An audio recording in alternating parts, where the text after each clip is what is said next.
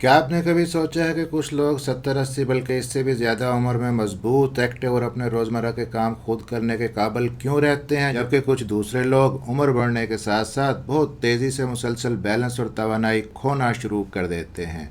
इसकी वजह शायद वो ना हो जो ज़्यादातर लोग समझते हैं। बहुत से बुजुर्ग अफराद समझते हैं कि मसल्स का कमज़ोर होना सिर्फ उम्र बढ़ने का एक कुदरती हिस्सा है, लेकिन रिसर्च से पता चलता है कि 60 साल के बाद मसल्स की कमज़ोरी की एक अहम वजह हमारी प्लेट में छुपी हो सकती है। और हैरत की बात यह है कि मसला हमेशा कम खाना नहीं होता। कभी कभी मसला ये भी होता है कि हमारी खुराक में एक ख़ास किस्म की ग़िज़ा मुनासिब मिकदार में शामिल नहीं होती, जिसकी हमारे मसल्स को बहुत ज़्यादा ज़रूरत होती है। आज की वीडियो में आप जानेंगे कि वो प्रोटीन से भरपूर कौन सी ग़िज़ा है जो अक्सर बुज़ुर्ग अफराद की खुराक में कम रह जाती है। ये मसल्स के लिए इंतहाई अहम क्यों है? उम्र के साथ साथ मसल्स की कमज़ोरी खामोशी से कैसे बढ़ती रहती है? और आज से आप कौन सी ऐसे आसान स्टेप उठा सकते हैं जो आपकी ताकत, चलने फिरने की सलाहियत और ख़ुद मुख्तारी को बरकरार रखने में आपकी हेल्प कर सकते हैं। मेरा नाम है डॉक्टर ताहिर। चैनल को सब्सक्राइब ज़रूर कर लीजिएगा।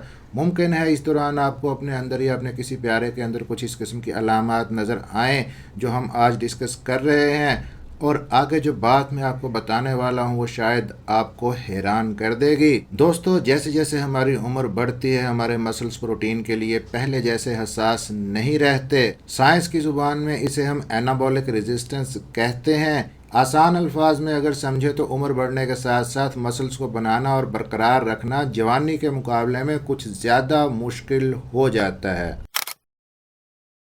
इसका मतलब ये है कि 40 साल की उम्र में जितनी प्रोटीन आपके लिए काफ़ी होती थी, ज़रूरी नहीं कि 60, 70 या 80 साल की उम्र में भी उतनी ही प्रोटीन आपके मसल्स के लिए काफ़ी होगी। नतीजा यह निकल सकता है कि वक्त के साथ साथ मसल्स की मिकदार और ताकत आहिस्ता आहिस्ता कम होने लगती है। इस हालत को हम सार्कोपीनिया कहते हैं। पट्टे आपके कमज़ोर हो जाते हैं। सार्कोपीनिया की वजह से बुजुर्ग अफराद में कमज़ोरी, चलने की रफ्तार कम होना, बैलेंस ख़राब होना, गिरने का ख़तरा बढ़ जाना, अपनी रोज़मर्रा के कामों के लिए दूसरों पर इन्हिसार करना, ये तमाम चीज़ें फिर आपकी लाइफ के अंदर आती हैं। और सबसे तशवीश वाली बात यह है कि बहुत से लोगों को इस तब्दीली का एहसास उस वक्त होता है जब उनके मसल्स पहले ही काफ़ी वीक हो चुके होते हैं। लेकिन कहानी सिर्फ यहीं तक महदूद नहीं है दोस्तों। जब माहिरीन बुज़ुर्ग अफराद की खुराक का जायज़ा लेते हैं तो एक प्रोटीन से भरपूर ग़िज़ा बार बार ऐसी नज़र आती है जो बहुत से लोगों की खुराक में कम होती है, और वो है अंडे, एग्स। जी हाँ, इतनी सादा सी ग़िज़ा है लेकिन बहुत ही इंपॉर्टेंट है। बहुत से बुजुर्ग अफराद नाश्ते में बहुत कम प्रोटीन लेते हैं। कुछ लोग दिन का आगाज़ सिर्फ टोस्ट, सीरियल, जैम, जूस या पेस्ट्री से करते हैं, ब्रेड ले लेते हैं। ये ग़िज़ाएँ तवानाई तो दे देती हैं लेकिन इनमें अक्सर आला मयार की प्रोटीन बहुत ही कम होती है। अंडा इस लिहाज से मुख्तलिफ है इस सारी डाइट से।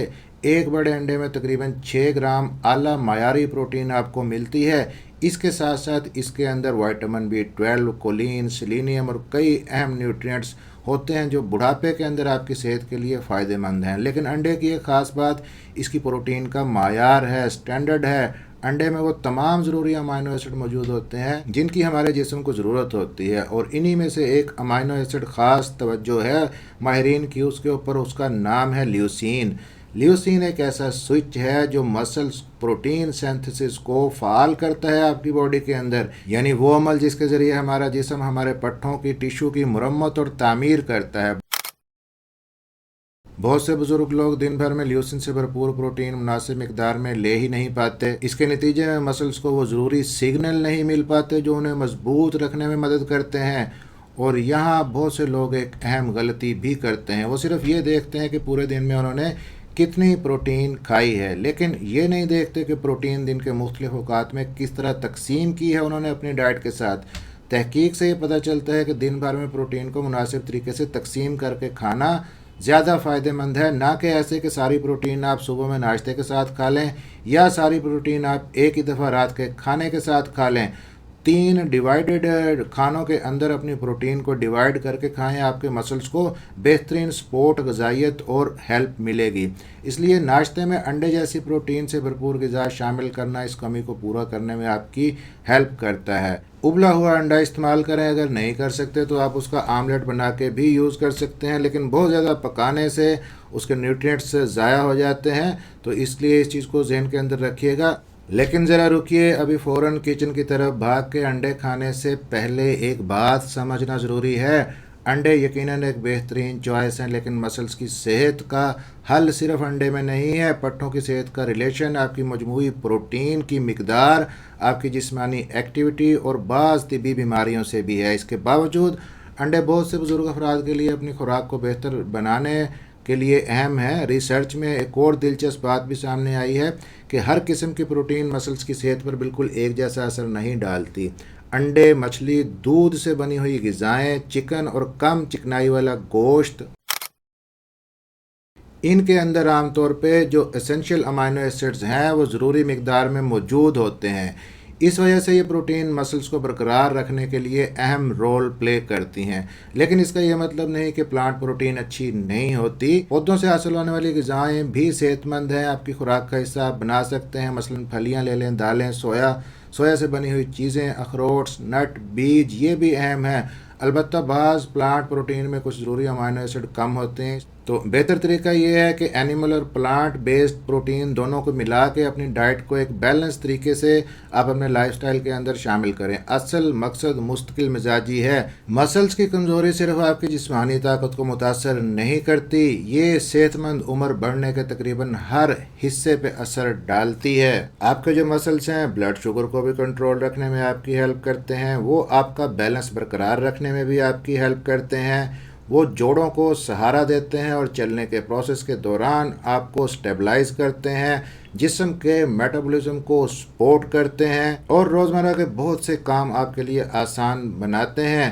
مثلاً کہ کرسی سے اٹھنا، گھر کا سامان اٹھانا، مسجد میں جانا، اپنی عبادات کرنا، واش روم جانا، بازار سے سودا سلف لے کے آنا، اپنے پوتا پوتیوں کے ساتھ کھیلنا، سفر کرنا، یہ جو ساری ایکٹیویٹیز ہیں روزمرہ کی، اگر آپ کے مسلز ویک ہیں تو آپ ان کاموں کے اندر حصہ نہیں لے سکیں گے۔ ہوگا کیا کہ آپ کی خود مختاری آہستہ آہستہ ختم ہونے لگے گی، آپ لمیٹڈ ہو کے ایک کمرے کے اندر بیٹھ جائیں گے۔ اب یہاں ایک اور بات بھی یاد رکھیے گا کہ چاہے آپ کی خوراک کتنی اچھی کیوں نہ ہو، صرف خوراک مسلز کو مکمل طور پہ محفوظ نہیں رکھ سکتی۔ اگر جسمانی ایکٹیویٹی نہیں ہے، آپ ورزش نہیں کرتے، چلتے پھرتے نہیں، ایکسرسائز نہیں کرتے، آپ کے مسلز بنیں گے نہیں۔ جب تک انہیں مناسب چیلنج نہیں ملتا تو وہ آہستہ آہستہ کمزور ہونے لگتے ہیں، مسلز آپ کے چھوٹے ہونے لگتے ہیں، ان کا میس، ان کا حجم کم ہو جاتا ہے۔ ریسرچ یہ بات ظاہر کرتی ہے کہ ریزسٹنس جو ایکسرسائز ہیں عمر بڑھنے کے ساتھ ساتھ مسلز کو محفوظ رکھنے کے لیے مؤثر ہوتی ہیں۔ اس میں آپ کیا کر سکتے ہیں، آپ ریزسٹنس بینڈ لے لیں، آپ چھوٹے چھوٹے ڈمبل لے لیں گھر کے اوپر، ان سے آپ ایکسرسائز کریں، ہلکا ہلکا وزن اٹھائیں۔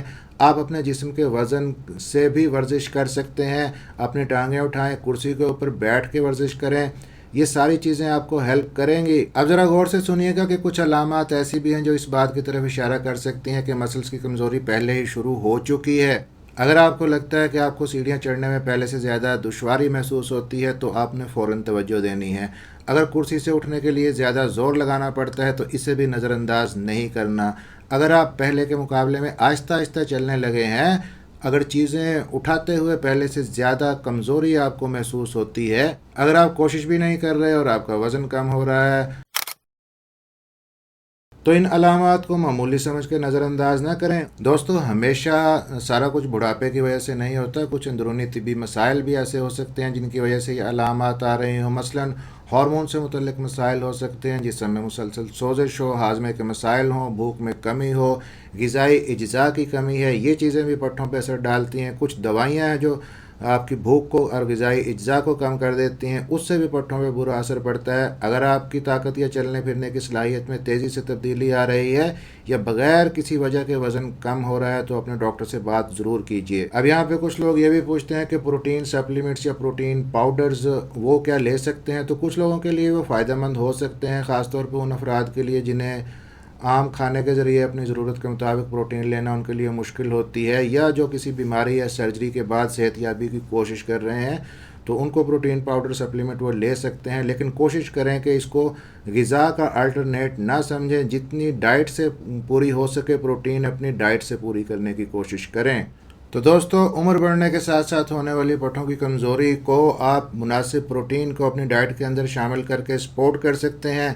अच्छे रिजल्ट्स आपको तभी मिलेंगे जब साथ में आप एक्सरसाइज और रेजिस्टेंस ट्रेनिंग एक्सरसाइजेज शुरू करेंगे। साथ में विटामिन डी के सप्लीमेंट्स अगर कम है लेवल आपका, वो ले सकते हैं। वीडियो अच्छी लगी हो तो वीडियो को लाइक और शेयर ज़रूर कर दीजिएगा। मिलते हैं इस तरह की अगली किसी इन्फॉर्मेटिव वीडियो में। जी अपना ख्याल रखिएगा, दुआ में याद रखिएगा। अल्लाह हाफिज़।